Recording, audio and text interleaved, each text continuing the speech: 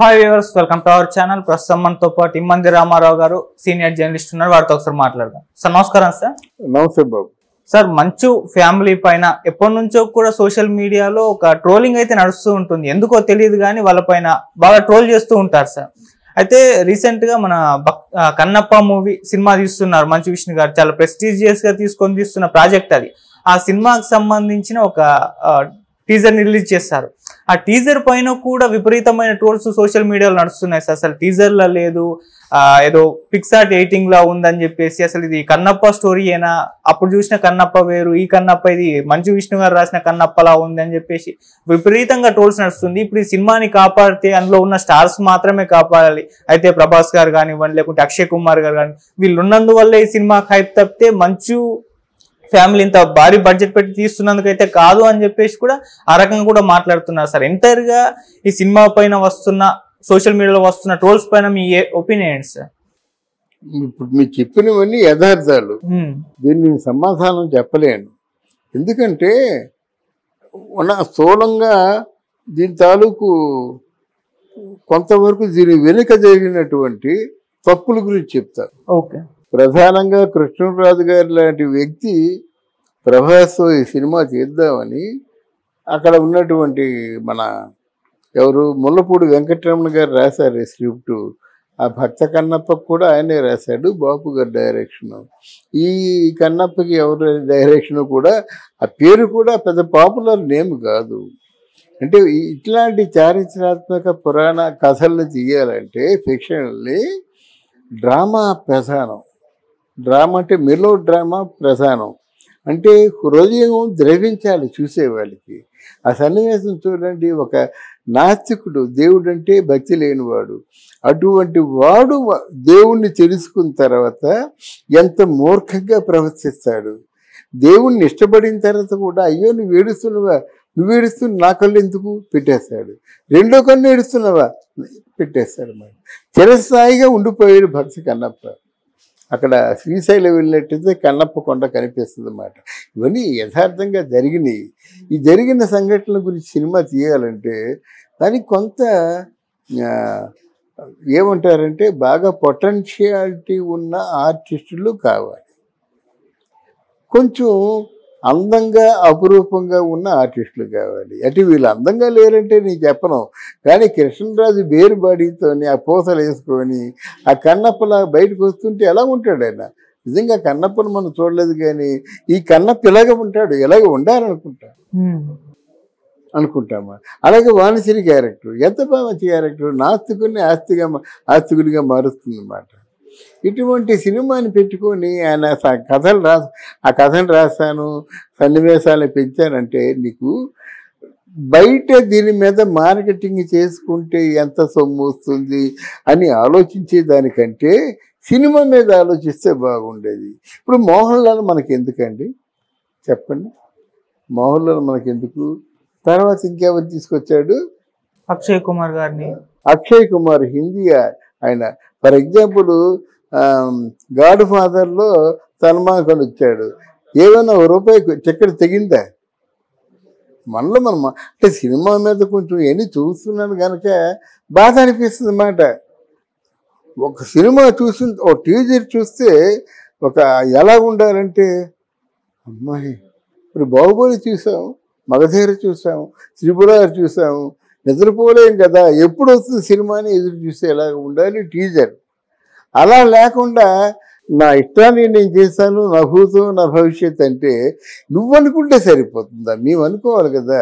కానీ సినిమాలు నువ్వేం చెప్పాలనుకున్నావు అది ప్రేక్షకులకి ఇంజెక్ట్ కాకపోతే ప్రేక్షకుల తాలూకు రియాక్షను ఇలాగే ఉంటుంది.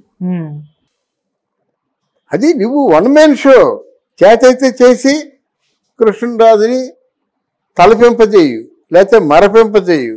అదేది లేకుండా నీకు ఎందుకు రే సినిమా అనుకునేలా ఉండకూడదు అన్నమాట. వీళ్ళందరూ ఉంటే నువ్వు ఇంకేముంది దండగా.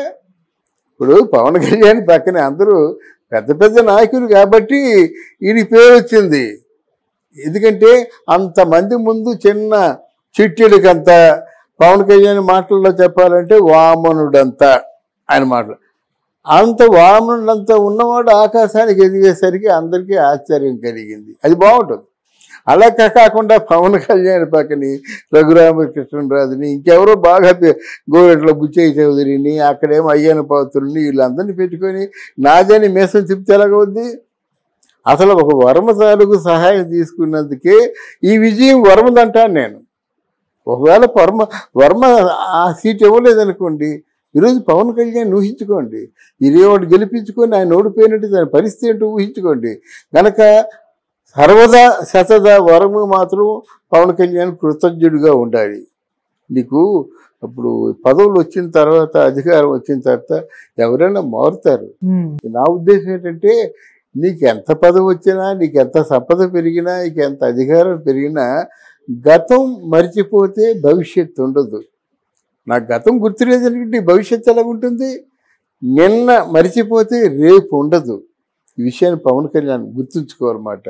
ఇప్పుడు శ్రీరాముడు అందరినీ ఆలింగనం చేసుకున్నట్టు ఏంటంటే, ఆ వంతెన రామసేతు నిర్మాణంలో పూనుకున్నటువంటి ఉరతను కూడా ఆయన మర్చిపోలేదు. అదేంటంటే మనకేదో వింత కోసం చెప్పడం కాదు, మానవ జాతి కృతజ్ఞతాబద్ధులై ఉండాలని చెప్పారన్నమాట. అందువల్ల నేను చెప్పేది ఏమిటంటే, ఇక్కడ భర్త కన్నప్ప చిత్రం విషయంలో కూడా కథా రచయితకి ఆయనకి ఇచ్చే స్పేస్ ఇవ్వాలి, మాటల రచయితకి ఆయనకి ఇచ్చే స్పేస్ ఇవ్వాలి, దర్శకుడు ఎవడు ఆయన మనోభావాన్ని కూడా తీసుకోవాలి. లేకపోతే ఏమవుతుందంటే, ప్రభాస్ లాంటి ఆర్టిస్టు ఆదిపురుష్ సినిమా మనం చూసాం కదా, అన్ని 100 కోట్లు పెట్టి తీసింది. ఎవరైనా ఒక టికెట్ దిగిందా? నేను ప్రభాస్ అంటే పలికారా? ఎవరు పలకరండి. జనాన్ని గెలుచుకోవాలి. అది ఆ గెలుచుకునే విషయంలో కొంచెం నేను ఇప్పుడు రిపీట్ చేయను, నేను స్టోరీ చెప్పను, నేను నీకు సన్నివేశాలు రాసుకున్నాను అంటే, నువ్వు నిజంగా నీకు ఎబిలిటీ ఉంటే సన్నివేశాలు రాసుకో. ఈ సినిమా సూపర్ హిట్ అయితే నెక్స్ట్ సినిమాకి నమ్ముతాం. మొదటి సినిమాలో మా సందేహాలు మేము తెలియజేస్తాం కదా. ఎలాగైనా సూపర్ హిట్ అవ్వాలనే కోరుకుందాం. కానీ జనాల మనసు గెలుచుకోవాలి. అది గెలుచుకోలేని ఒక దుస్థితి ఏర్పడింది. అందుకే ఈ ట్రోల్స్. ఓకే సార్, ఈ సినిమాకి మేజర్ గా అసెట్ ఏదన్నా ఉంది అంటే అది ప్రభాస్ గారే సార్. అంటే సినిమా పైన ఒక ఎక్స్పెక్టేషన్స్ రావడానికి మెయిన్ రీజన్ ప్రభాస్ గారు ఈ సినిమాలో యాక్ట్ చేస్తున్నారు అనే అదొకటే రీజన్ ఉంది సార్. అంటే మరి సినిమా రిలీజ్ అయిన టీజర్ కూడా పెద్ద బజ్ క్రియేట్ చేయలేదు. మరి సినిమా ఎలా ఉంటుందో తెలియదు. కానీ ఇప్పుడైతే చాలా మంది ఏమంటున్నారంటే, ఈ సినిమాను ఒకవేళ కాపాడితే ప్రభాస్ గారే కాపాడాలి అని అంటున్నారు సార్. మరి ప్రభాస్ గారి రోల్ ఏ విధంగా ఉండబోతుంది ఈ సినిమా విజయంలో? రివర్స్ లో మీకు వర్కౌట్ అవుతుంది. ఓకే, తగిన పాత్ర ఉండాలి కదా. తగిన పాత్ర లేకుండా ఈ పాత్ర ఈయన బాగుంటాడని చెప్తే ఏదో ఋషి వేషము, ఏదో భైరవుడు వేషం, ఏదో వేషాలు వేసుకొచ్చినట్టయితే వాళ్ళు ఎదురు తిరిగే ప్రమాదం కూడా ఉంది. ఓకే, అలాగే మోహన్ లాల్ ఎంత గొప్ప నటుడు, ఇండియాలో గొప్ప నటుడు. ఆయన పిలిచి పాత్ర ఇవ్వడం ఏంటండి? నీకు అవసరమైతే ఉపయోగించుకో. నువ్వు సొంత సినిమా చేసినప్పుడు ఉపయోగించుకో. వాళ్ళందరినీ ఉపయోగించుకున్న బాగానే ఉంది. అక్షయ్ కుమార్ వచ్చాడు, ఏం చెప్తారు మీరు? ఎవరినైనా మనిషిని పిలిచినప్పుడు సముచితమైన పాత్ర ఇచ్చి వాళ్ళకు కూడా హ్యాపీనెస్ ఉండాలి కదా. గైజ్ కూడా సినిమా వెళ్ళాలంటే మా టైం వేస్ట్ అని అనుకోకూడదు కదా. అంటే మోహన్ బాబు మీద ఉన్న గ్లామర్ని వాళ్ళు మిస్యూజ్ చేసుకోకూడదు. బహుశా మిస్యూజ్ చేసాడేమో అని చెప్పొచ్చు. సినిమా వస్తుంది కదా. ఇది సామాన్యమైన ఆర్టిస్ట్ కాదు. అక్షయ్ కుమార్ కానీ, మోహన్ లాల్ కానీ, మన ప్రభాస్ కానీ ఇంటర్నేషనల్ ఆర్టిస్టులు అన్నమాట. అందువల్ల వాళ్ళు పెట్టుకుంటే అయిపోతుంది అనుకొని ఏదో నేను హైడ్ చేస్తున్నాను అనుకుంటే రేపు పొద్దున్న అన్నిటికీ నువ్వు సమాధానం చెప్తావు. Right sir, thank you so much sir. Thank you అమ్మా, థ్యాంక్ యూ వెరీ మచ్.